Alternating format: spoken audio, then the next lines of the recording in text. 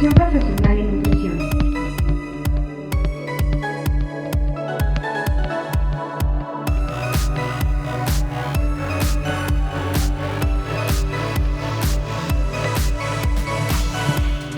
Expresión profesional en nutrición. Hola, ¿qué tal? ¿Cómo están? Bienvenidos a Expresión Profesional en Nutrición. Qué gusto saludarles en este jueves 21, sí, justamente jueves 21 de agosto. Genial. Pues me da mucho gusto que estén aquí conmigo porque hoy vamos a ver un tema muy interesante. La verdad es que yo lo estaba viendo y me hice varias preguntas. Entre ellas estaba, ¿qué tantas cosas tienen que realizar los médicos de atención, como ellos le llaman, de primer nivel, en estos consultorios ya sea del IMSS o del ISSSTE o en el de la Secretaría de Salud?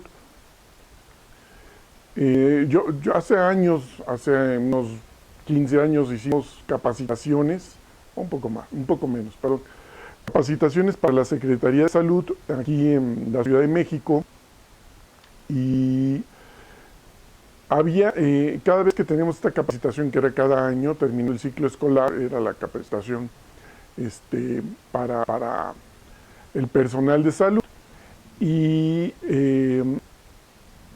llegaban a decirles cuáles eran los formatos que había que llenar por distintas razones, por los migrantes, que por si tenía ciertas especificaciones la persona que llegaba, o algunas patologías, en fin, eran muchas, ¿cómo se llaman? Formas había que llenar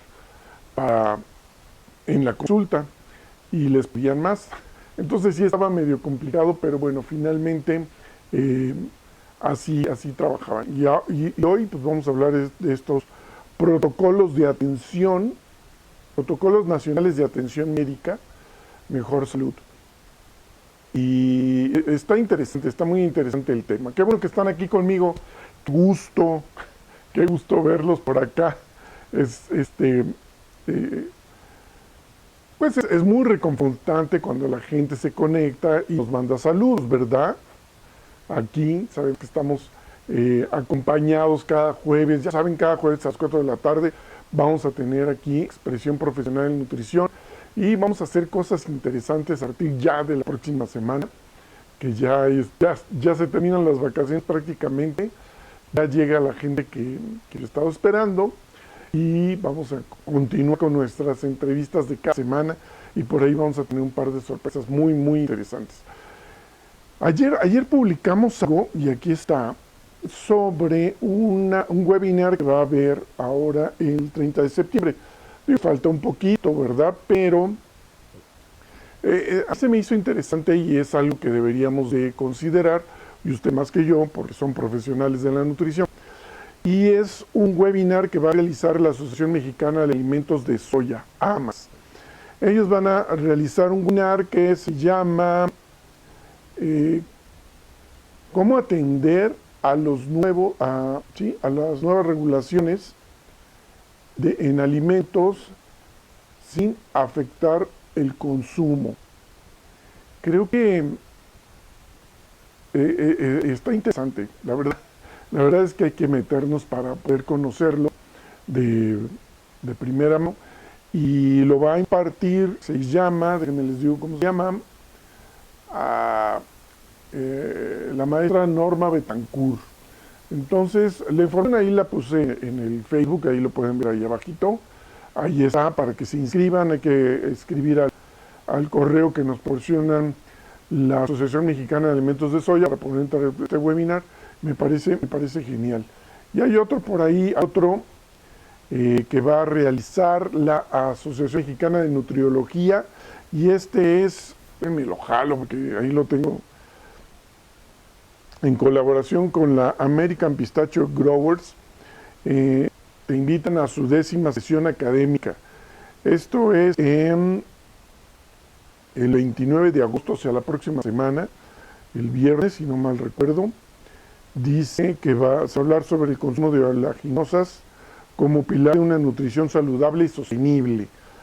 profesor invitada, la doctora Arely Vergara Castañeda, viernes 29 de agosto a las 7 de la noche, modalidad virtual, Zoom en vivo, hay que registrarse, ahí está la formita, se los pedí en el Facebook para que ustedes puedan, pues ya entrar directamente sin ningún problema. Y así vamos a seguir teniendo eventos durante todo lo que resta del año. Vamos a ir teniendo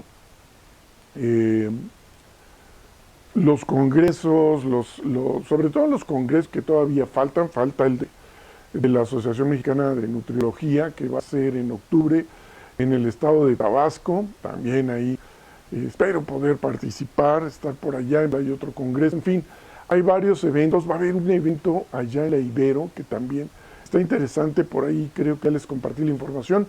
No la vamos a buscar porque tiene que ver con adultos mayores sobre ese tema, y me parece genial.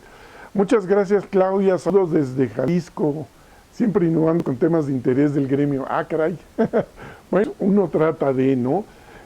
El día yo había preparado otra cosa. Yo había bajado una entrevista que le hicieron a una nutrióloga en la ABC, esto es un canal gringo, y yo tenía programada esa entrevista que le hicieron.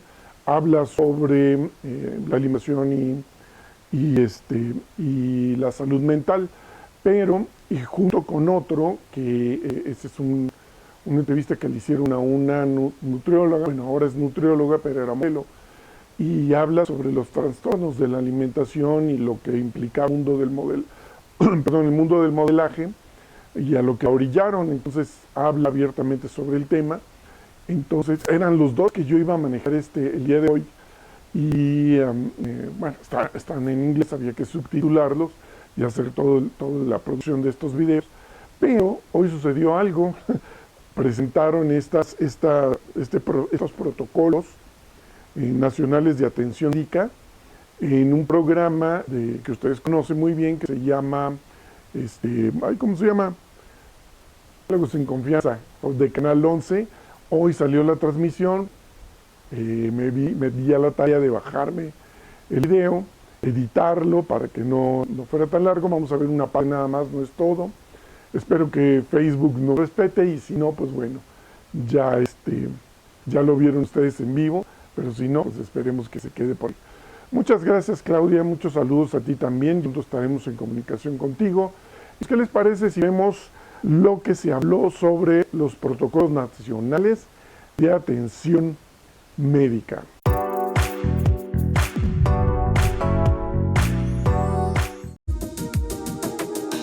Los protocolos nacionales de atención médica PRONAM tienen como objetivo transformar el sistema de salud en México al unificar criterios médicos y responder a las necesidades de la población.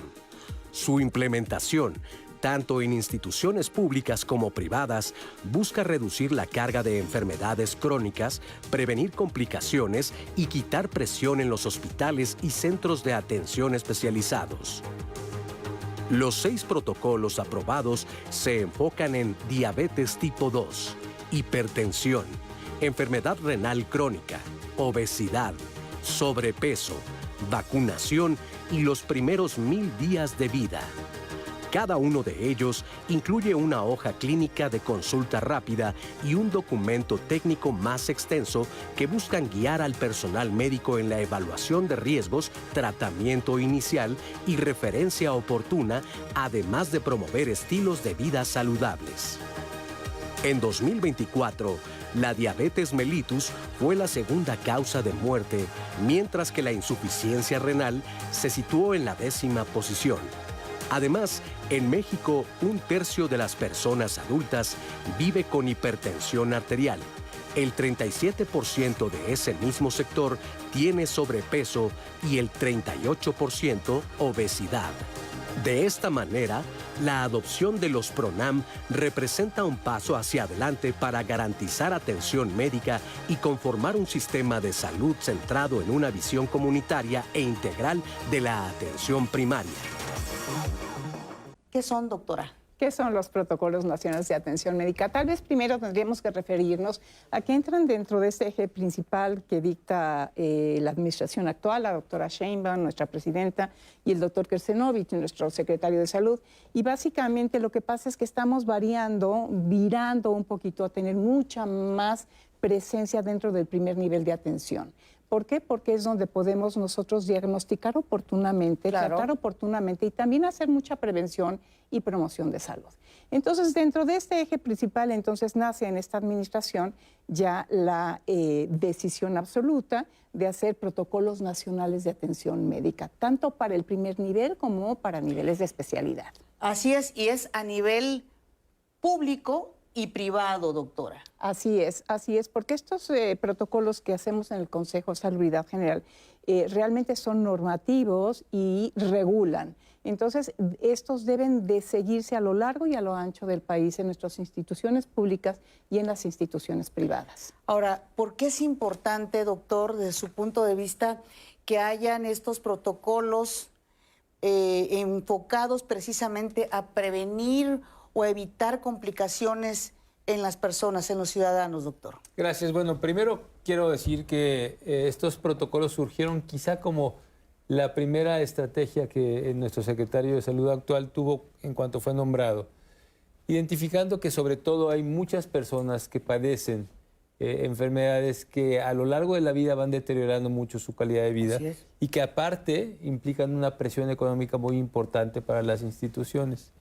Entonces, la idea de estos protocolos era identificar aquellas enfermedades de mayor prevalencia y poder establecer mecanismos para que todos los pacientes que las padezcan puedan ser atendidos de una manera adecuada, uniforme, con las guías más actuales y con los medicamentos adecuados.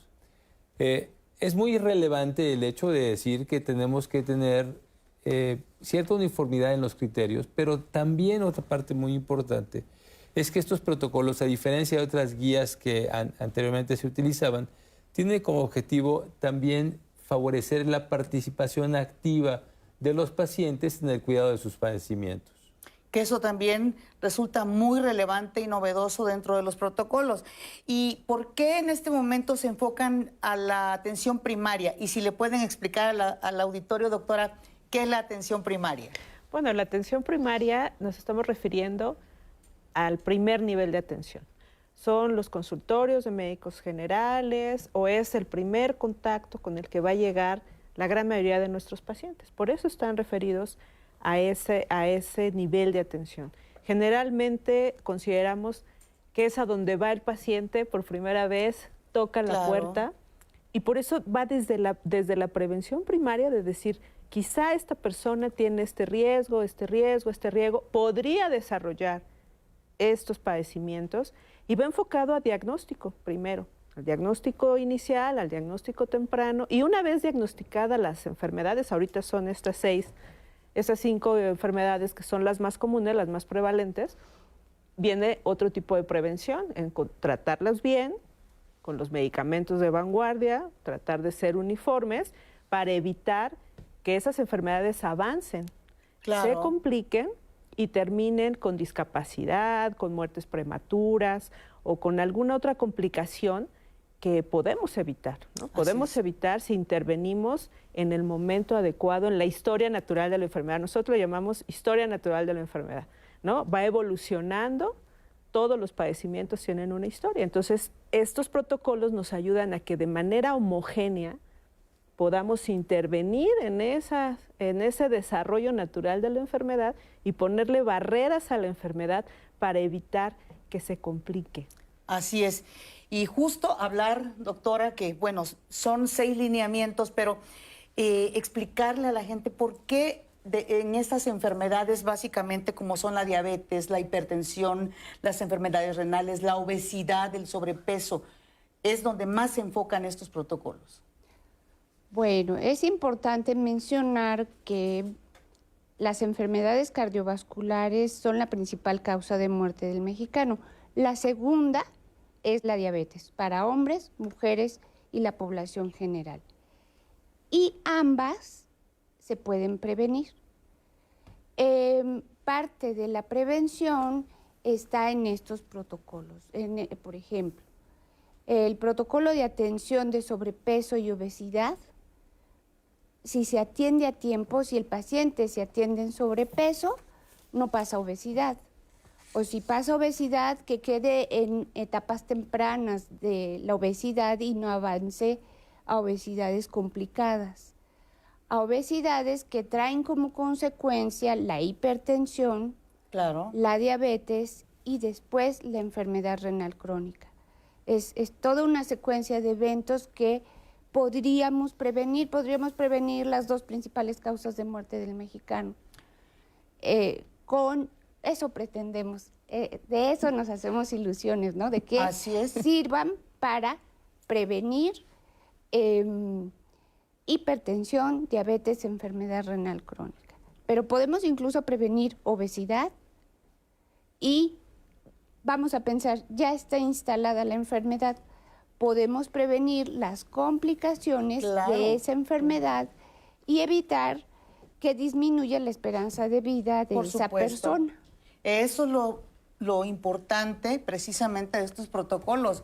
Si me diagnostican diabetes, no significa o no significaría que de inmediato me voy a agravar, que me tienen que quitar una Amputar, pierna. sí. Es decir, si nos cuidamos a tiempo, si hay atención a tiempo, se pueden evitar esas complicaciones. Y muy importante, doctora, ver, por ejemplo, el problema de la obesidad y el sobrepeso desde etapas tempranas de la vida. Sí, en México tenemos un problema muy importante de sobrepeso y obesidad infantil. Desde los menores de 5 años ya hay un 7% de obesidad. En los adolescentes ya 4 de cada 10 adolescentes padecen sobrepeso y obesidad.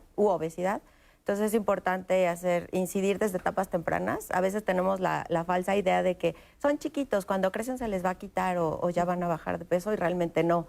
El 70% de los adolescentes que padecen obesidad llegan con esta obesidad a edad adulta. Entonces, justo esta parte de frenarlos, de atender a la familia completa de una forma oportuna, es lo que se busca. Y por eso hay enfermedades como, por ejemplo, la hipertensión y diabetes que están afectando cada vez a gente más joven, ¿no? Sí, antes a la diabetes tipo 2 se le decía diabetes del adulto, ¿no? Porque Claro. no se presentaba en niños. Y ahorita ya tenemos grupos importantes de adolescentes que presentan tanto diabetes como hipertensión arterial. ¿Esto ha aumentado en los últimos años, doctora? Sí. Usted es investigadora, ¿no? Sí, hacemos investigación en el Hospital Infantil de México Federico Gómez. Y sí, cada vez vemos de este porcentaje de niños que ya padecen obesidad, alrededor del 30 al 70% a veces ya tienen alguna alteración metabólica. Y por eso, sin duda, importante, como hemos insistido, es la prevención de este tipo de enfermedades, que es lo que buscan finalmente los protocolos, doctora. Así es, esto es lo que estamos esperando y muchas gracias además por la oportunidad de estar aquí con su auditorio, porque queremos también que toda nuestra población lo conozca Así es. y realmente hagan uso de ellas y los puedan platicar con sus médicos y estén conscientes de que existen y que van a ser de gran utilidad. ¿Cómo prepararon estos protocolos? Es decir, ¿participaron científicos? ¿Cómo se hicieron? A ver, esto es muy interesante y además muy agradable la manera en la que trabajamos. Primero se decidió un comité ejecutivo. Aquí tiene 3 personas que colaboramos en ese comité ejecutivo, la doctora Alba, el doctor Raúl, la doctora Alma y mi persona. Y la verdad es que primero nos juntamos, priorizamos, que era lo importante, con el secretario. Desde luego el secretario también es parte de nuestro comité ejecutivo, y decidimos y priorizamos pues estas 4 enfermedades crónicas que llevan la carga del 80% de lo que está sucediendo en nuestro país en enfermedades crónicas, y 2 muy lindos que son de prevención únicamente, que es el de vacunación a lo largo de la vida y el de 1000 días. Entonces después dijimos... De los que vamos a hablar de los más que vamos adelante. a hablar más adelante. Y entonces dijimos, bueno, ¿y ahora qué hacemos? ¿Qué especialistas queremos que estén en estos protocolos? Y entre todos decidimos que este trabajo, que es interinstitucional, teníamos que tener representantes del Instituto Mexicano del Seguro Social, del IMSS Bienestar, del ISSSTE, de la Defensa, médicos privados, médicos de sociedades médicas, etcétera, para que realmente el trabajo fuera interinstitucional y todos estuvieran de acuerdo y todos realmente dijeran, sí, esto es lo que queremos que vaya a primer nivel de atención. Y eso, pues, que también nos hacemos esta pregunta es, ¿Cómo llegan estos protocolos, estas guías, tanto a las instituciones públicas como privadas, pero también hacia las zonas rurales, doctor? ¿Cómo se da este intercambio? Yo creo que un aspecto que es fundamental es que estos protocolos implican también un compromiso de la Secretaría de Salud de que en todo el territorio nacional se pueda uniformar la manera de atención de los pacientes. Y parte del compromiso del secretario es que los medicamentos y los insumos necesarios para que en cualquier parte del país un paciente con diabetes, con hipertensión, con enfermedad renal crónica, tenga a su disposición los medicamentos adecuados. Y que el sistema de salud, porque no solamente hay que guiar nuestras decisiones en medicamentos, que el sistema de salud tenga esta visión de poder buscar integrar al paciente en el cuidado de su enfermedad. A ver, doctor, si yo vivo en la Ciudad de México, hay una persona que vive en Chiapas, ¿con estos protocolos reciben la misma información en la atención de primer nivel? Es decir, desde que va uno a tocar la puerta de un consultorio. Así es. La idea es que en todo el territorio mexicano, estas enfermedades en el primer nivel de atención reciban la misma información, la misma atención y el mejor tratamiento disponible para ese paciente en particular. Ahora, me gustaría preguntarles, por ejemplo, yo soy médico y recibo ese protocolo, esa guía. ¿Qué encuentro? ¿Qué es lo primero que yo como médico veo?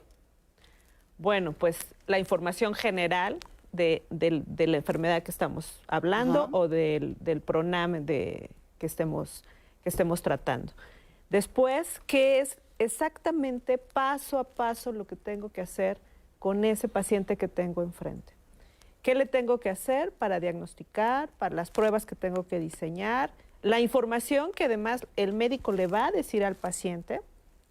Y algo muy importante, el tratamiento paso a paso. Paso 1, paso 2, paso 3, que no solamente nos referimos a medicamento, que es algo muy importante que está diciendo Raúl. El tema es medidas generales, ¿no? Estamos muy acostumbrados a pensar que para todo hay una pastilla mágica que nos va a quitar todos nuestros problemas, pero no, el tratamiento farmacológico o el tratamiento de la pastillita es solamente una parte. Otra gran parte es el trabajo que tiene que hacer el paciente y las instituciones también, en el cuidado, en las recomendaciones, en el compromiso.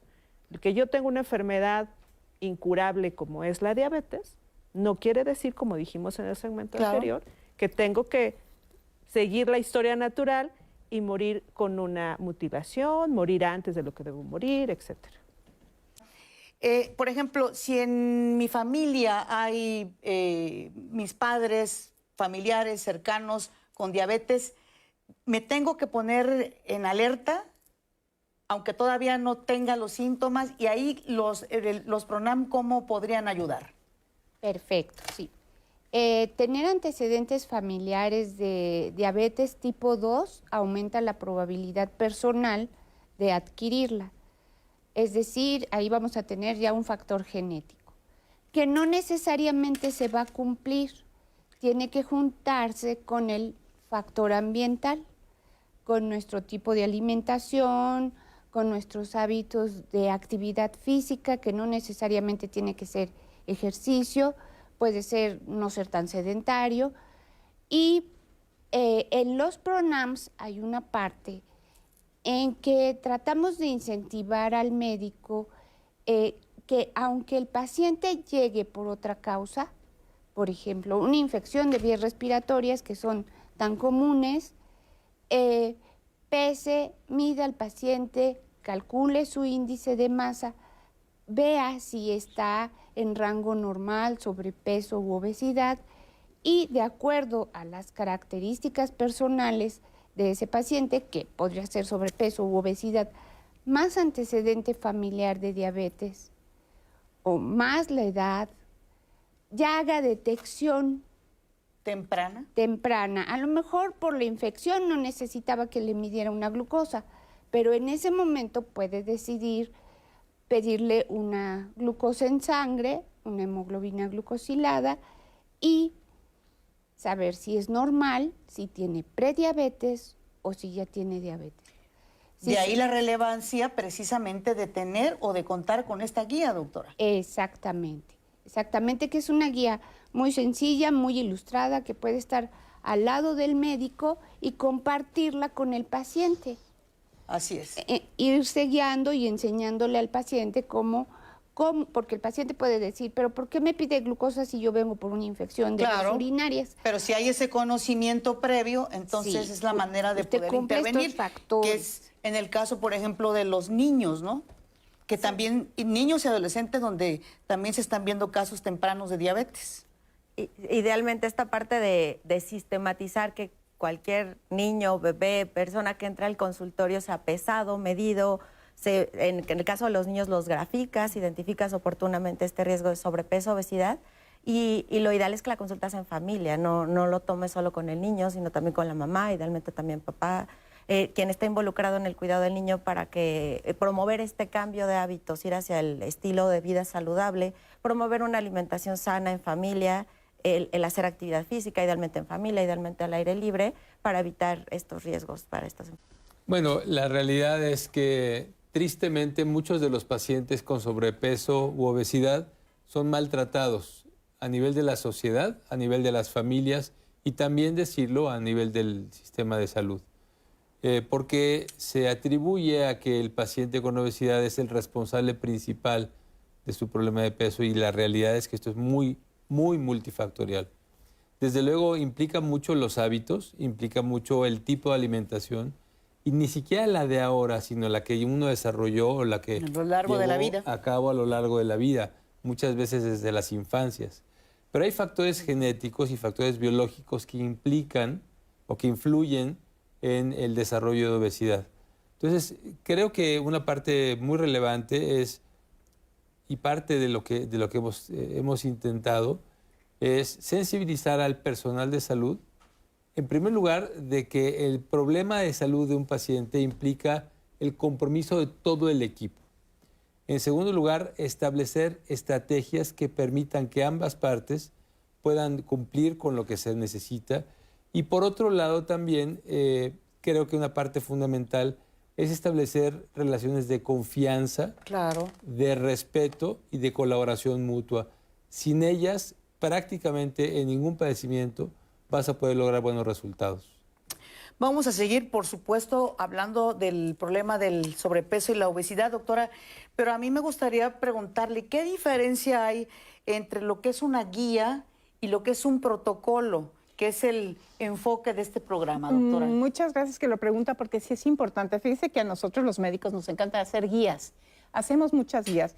¿Quiénes hacen guías? Pues las sociedades médicas, la Sociedad de Endocrinología, la Sociedad de Medicina Interna, la Sociedad de Cardiología, la Organización Panamericana de la Salud, y lo que las guías nos dan son recomendaciones.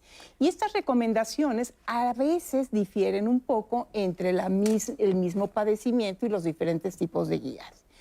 Entonces, nosotros decidimos que lo importante era hacer los protocolos, porque el protocolo es un documento que lleva una acción, no es únicamente una recomendación, es una acción. Lo acababa de explicar la doctora Alma. En la diabetes nosotros vemos que llegan con determinada glucosa o en la obesidad y decimos, en este momento vamos a sacar una glucosa, tiene cierto nivel de su azúcar en sangre y en ese momento, ¿no?, se toma una acción. Okay. Inmediatamente se toma una acción. Y esta acción va a ser la misma a lo largo, a lo ancho del país, en las unidades rurales, en las unidades en las ciudades, en los públicos y en los privados.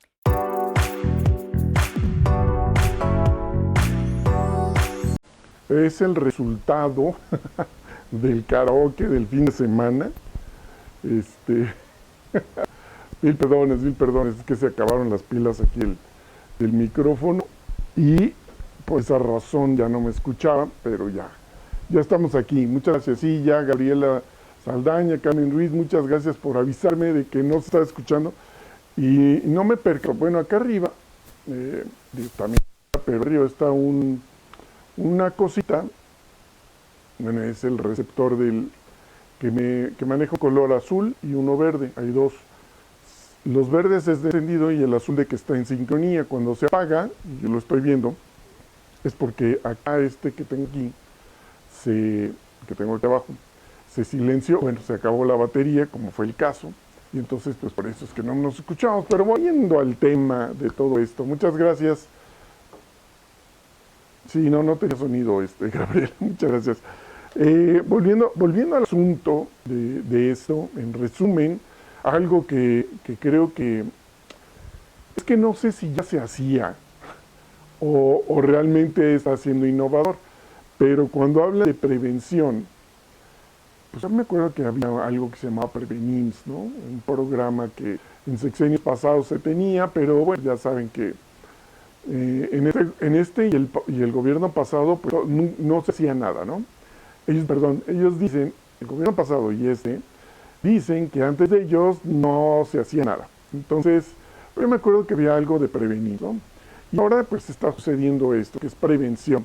Como lo dicen por ahí algunos de los médicos, no mal recuerdo, fue la doctora Alma Vergara López del Centro Médico Nacional 20 de noviembre, del ISSSTE. Ella dice que la intención es atrapar al paciente cuando todavía está, que está previo o antes de llegar a un estado crítico, estado más evolucionado de algunas de las 5, o son 6, de las 6 enfermedades de las que estaban hablando, que son diabetes, hipertensión, la enfermedad renal, la obesidad, el sobrepeso y la vacunación. Entonces, si llegan antes, si lo pueden prevenir,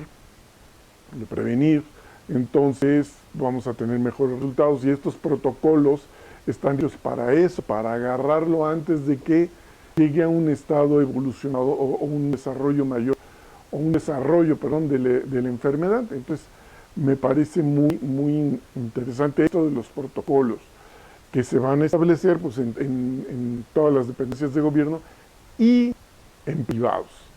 Eso se me hace interesante. Ellos hablan de este Consejo de Salubridad General y que está conformado por los que ya vimos ahí.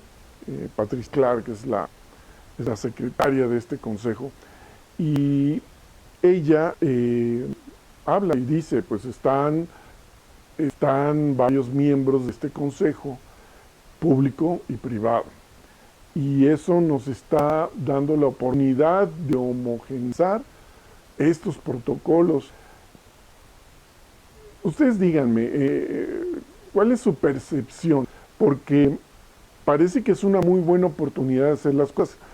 Creo que esto traería beneficios, obviamente para la población, desde luego, pero el prever, el anticiparte al desarrollo de una enfermedad, y como lo dijo la misma doctora Alma Vergara, que pues, son de las dos principales causas de muerte, ¿no? Entonces, creo que estamos ante una muy buena oportunidad. No sé qué opinen ustedes, me gustaría saber si tienen ustedes comentarios, sería buenísimo, porque así podremos establecer un diálogo, pero más que nada sondear cómo lo perciben ustedes. Si ustedes trabajan en el sector público, pues entonces van a tener parte de participación en estos protocolos, que son pues 6, ¿no? Y creo que nos darían la oportunidad, es que sería fabuloso, ¿no? De eso se ha hablado mucho tiempo. Yo me acuerdo que alguna vez escuché a Abelardo Ávila hablar de la obesidad infantil allá por el 2001, 2002, o sea, 23 años prácticamente, y hablaba sobre el riesgo de la obesidad infantil en México, lo que no se estaba viendo y lo que no se estaba previendo y que no se estaba haciendo nada, ¿no?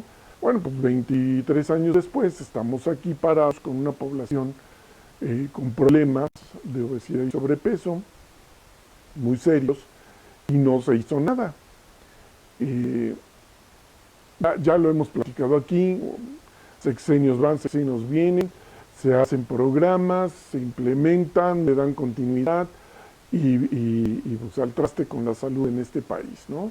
Y estamos en la crisis en la que estamos, entonces necesitamos este tipo de herramientas para poder ayudar a la población. Esa es parte de lo que estaban diciendo. Bueno, pues esto, ¿no? Favorecer la participación activa del paciente.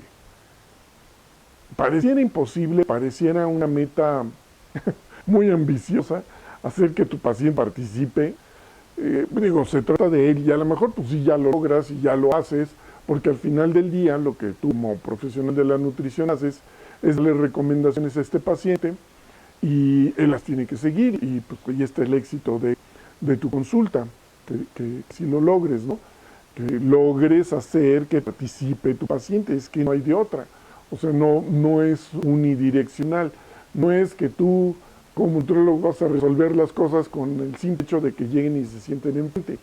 Eso ya lo sabemos, tienen que participar, pero estamos hablando de esta atención primaria de primer nivel, en donde muchas veces el paciente...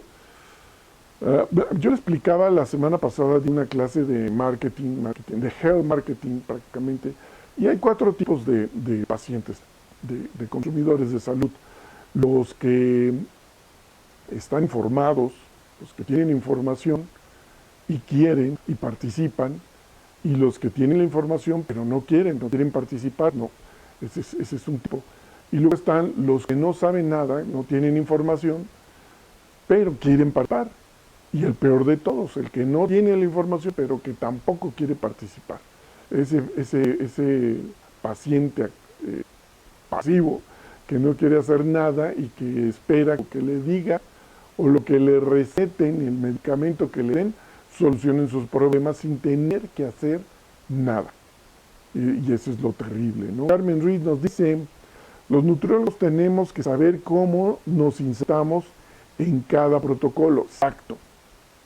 Y somos clave para prevención primaria y secundaria. Pues sí, de acuerdo. Muy de acuerdo contigo.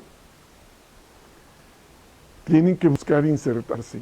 Creo que ya no hay que esperar a que nos inviten, ya no hay que esperar a que nos manden un oficio para ver si queremos participar o si vamos a participar. No, hay que moverse.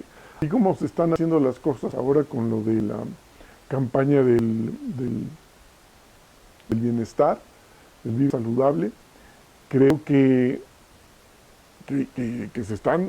no hay mucho que hacer, pero hay que estar levantando la voz. Bueno, pues aquí también hay que buscar la participación, conocer los protocolos, apoyar al personal médico y ser partícipes de todo esto también, ¿no? Son importantes. Entonces, eso, insertarse en cada protocolo. Los nutriólogos tienen que eso, insertarse en cada protocolo. Hay que hacer una publicación de eso, sería muy bueno. Lo vamos a hacer para que sepan que tienen que estar ahí. Entonces, bien, lo que les estaba yo contando sobre esto del health marketing y cómo se ha catalogado a los consumidores de la salud, a los pacientes, hay un proceso en donde vamos de consumidor a paciente y de paciente a consumidor, pero finalmente están utilizando los servicios de un profesional de la salud y bueno, pues existen esas 4 personas que pueden llegar a tu consulta y tú las puedes identificar fácilmente, ¿no? Sabes, esa persona que llega y sabe, tiene información, ¿sí? Y la disposición para hacerlo, ¿no? Se les llama internamente orientado. Y el que no tiene la información, y que tiene información pero que no quiere hacerlo, ese es el externamente orientado, o el que no tiene conocimiento pero quiere hacerlo, que es genial, y el que no tiene conocimiento pero que tampoco quiere hacerlo. Entonces, esos 4 tipos, no sé si ustedes los identifican entre los pacientes que ustedes atienden, pero así son las cosas. Entonces, hoy lo que nos están diciendo con estos protocolos es, vamos a prevenir y vamos a involucrar a los pacientes. Tienen que tener una participación activa en el proceso de su salud. En que si la tienen, no la pierdan y que prevean, ¿no? Órale, ya llegó el camotero. y se paró por aquí cerca para colmo de males. Pero bueno, espero que no se meta el audio y si no, pues ya lo conocemos todos, ¿va? Muy bien. Oigan, pues, no sé si haya más comentarios, quieran comentar más. Si no, vamos cerrando el tema porque sí, es interesante, fíjense que esto que está ocurriendo. Y bueno, les digo, fue hoy en la mañana, justamente Karen Ruiz me mandó la liga para verlo, lo estuve viendo, ya saben, un ojo al gato y otro al garabato, y va esto primero antes de lo que les quería mostrar. Ya después les muestro las entrevistas estas que bajé de la BBC, del ABC, perdón, ABC. No sé si saben esto de la ABC y BBC. Son siglas, obviamente, y que una es americana y la otra es británica. La ABC es la American Broadcasting y la otra es la British Broadcasting. Y es por eso que se llama BBC de Londres, y la otra es la ABC en Estados Unidos. Son por esas siglas, así se conocen y uno puede identificar, bueno, uno que se dedica a esto puede identificar de dónde viene, ¿verdad?